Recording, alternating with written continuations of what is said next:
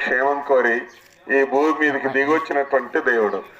అందరినీ ప్రేమించాడు, అందరినీ ఆశీర్వదించే దేవుడు.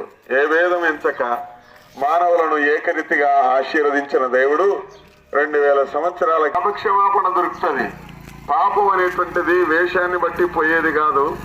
పాపం అనేటువంటిది మనం తినే ఆహారాన్ని బట్టి వచ్చేటువంటిది కాదు. పాపం అనేటువంటిది మనిషి స్వతహాగా పాపభూయిష్ఠుడై ఉన్నాడు. మనిషి గోకని శపిస్తాడు, మనిషి శాపగ్రస్తుడు, మనిషి పాపభూయిష్ఠుడు కదా. అయితే ఇలాంటి మానవుణ్ణి దీవించడానికి, ఇలాంటి మనిషిని ఆశీర్వదించడానికి, అంటే నిన్ను నన్ను దీవించడానికి యేసు అన్న పేరట దేవుడు దిగివచ్చాడు. ప్రియులారా, ప్రభువైన క్రీస్తునందు విశ్వాసం ఉంచటం వలన హృదయంలో మార్పు కలుగుతుంది, మనసులో మార్పు కలుగుతుంది, మంచివారం అవుతాం. ప్రభువైన క్రీస్తునందు విశ్వాసం ఉంచటం వలన మా బ్రతుకులు మారాయి అని చెప్పడమే మా సాక్ష్యం.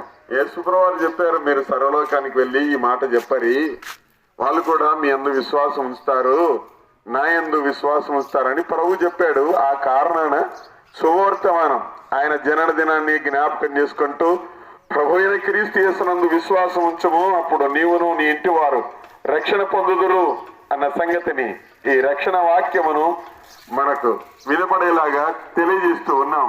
ప్రభు అయినటువంటి యేసుక్రీస్తు వారు తప్ప పాప క్షమాపణను మనం పొందలేము అన్న సంగతి చెప్పక తప్పదు ప్రియులారా. ఎందుకొరకు అంటే పాపం అనేటువంటిది మన అరకాల మొదలుకొని నడినెత్తి వరకు అది కలిసిపోయింది, మింగిల్డ్ అయ్యింది, దాన్ని ఎవరు తీసివేయలేరు.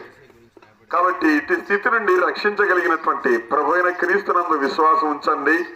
అటు ప్రభువారు మీకు క్షేమము దీవెన అనుగ్రహిస్తాడు. ఇంకా కొన్ని పత్రికలు ఇస్తూ ఉన్నాము, దయచేసి చదవండి. దీని మీద మా అడ్రస్ ఉంది, సంప్రదించండి. మరి ఎక్కువగా మాట్లాడుకొనడానికి వీలవుతుంది.